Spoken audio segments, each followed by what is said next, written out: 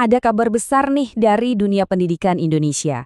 Baru aja dirilis sebuah peraturan baru yang bakal mengubah cara kita semua memandang proses belajar mengajar. Namanya Permendikdasmen nomor 1 tahun 2026. Yuk kita bedah bareng-bareng, apa aja sih poin-poin penting di dalamnya? Nah, pasti langsung kepikiran kan? Oke, terus apa artinya ini buat saya? Entah Anda seorang guru, orang tua, atau bahkan murid, tenang, dalam beberapa menit ke depan kita akan kupas tuntas semua inti peraturannya biar kita semua jadi paham. Oke, hal pertama yang paling dasar untuk kita tahu, aturan yang lama dari tahun 2022 itu udah nggak berlaku lagi ya. Jadi, lupakan yang lama. Acuan utama kita semua sekarang adalah peraturan baru ini, nomor 1 tahun 2026. Terus, kenapa sih aturannya harus diubah? Jawabannya sebenarnya cukup sederhana. Biar pendidikan kita nggak ketinggalan kereta. Peraturan ini dibuat supaya cara belajar kita bisa relevan dengan perkembangan ilmu pengetahuan, teknologi, dan tantangan zaman sekarang. Jadi ini adalah sebuah langkah adaptasi yang penting banget. Sekarang kita masuk ke jantung perubahannya nih. Ada 3 prinsip utama yang jadi fondasi atau filosofi dari semua kegiatan belajar di kelas nanti. Mari kita lihat satu persatu. Nah, ini dia 3 kata kuncinya yang tertulis di pasal 3. Berkesadaran, bermakna, dan menggembirakan. 3 kata ini bukan cuma slogan kosong loh, tapi bakal jadi nyawa dari setiap proses pembelajaran. Yuk kita dalami artinya. Pertama, berkesadaran. Maksudnya apa? Artinya, murid itu didorong untuk sadar penuh akan proses belajarnya. Mereka tahu tujuan belajarnya apa, punya motivasi dari dalam diri, dan yang paling penting bisa mengatur cara belajarnya sendiri. Jadi nggak lagi pasif menerima aja. Yang kedua, bermakna. Nah, ini kuncinya biar kita nggak terjebak sama hafalan doang. Sebuah pelajaran dianggap bermakna kalau murid bisa lihat koneksinya dengan dunia nyata. Mereka bisa bilang, oh ternyata ini gunanya, dan bisa menerapkannya dalam kehidupan sehari-hari. Dan yang ketiga, menggembirakan. Jangan salah sangka dulu ya, ini bukan berarti kelas jadi tempat main-main, tapi suasananya itu harus positif, menantang, tapi tetap seru, dan yang pasti bisa bikin murid jadi semangat dan termotivasi buat belajar. Oke, filosofinya kan kedengeran bagus banget ya, tapi gimana cara menerapkannya di kelas? Nah, disinilah standar proses berperan. Anggap aja ini adalah resep atau panduan teknisnya yang mengubah 3 prinsip tadi jadi langkah-langkah yang konkret.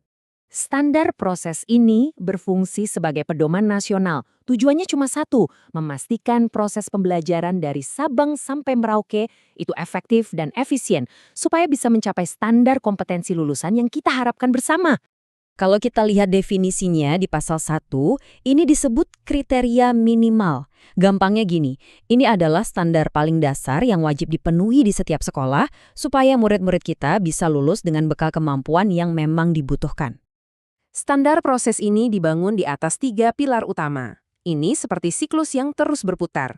Semuanya dimulai dari perencanaan, lalu dieksekusi saat pelaksanaan, dan diakhiri dengan penilaian prosesnya untuk jadi bahan perbaikan di siklus berikutnya.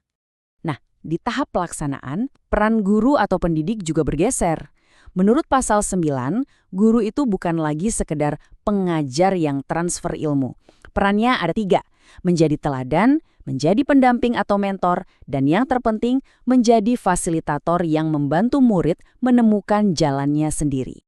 Kalau dari sisi murid, pengalaman belajarnya juga ada 3 tahap, sesuai pasal 10.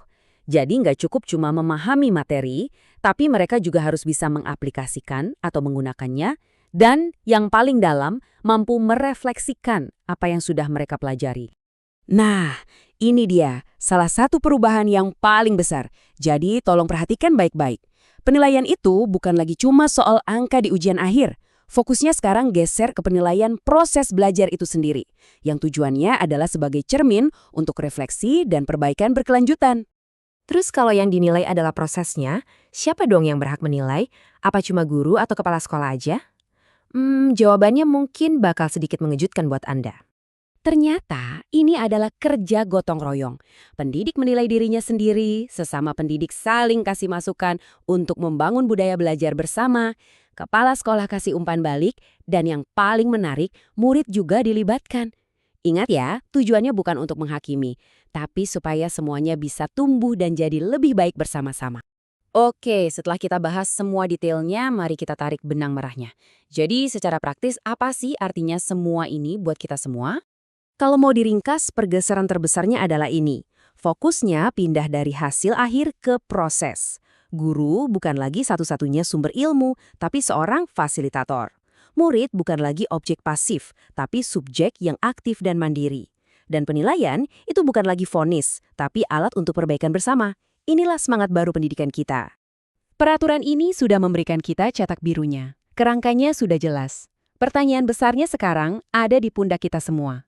Bagaimana kita bisa bekerja sama untuk mengubah teks di atas kertas ini menjadi sebuah kenyataan yang benar-benar menggembirakan di setiap ruang kelas di seluruh Indonesia?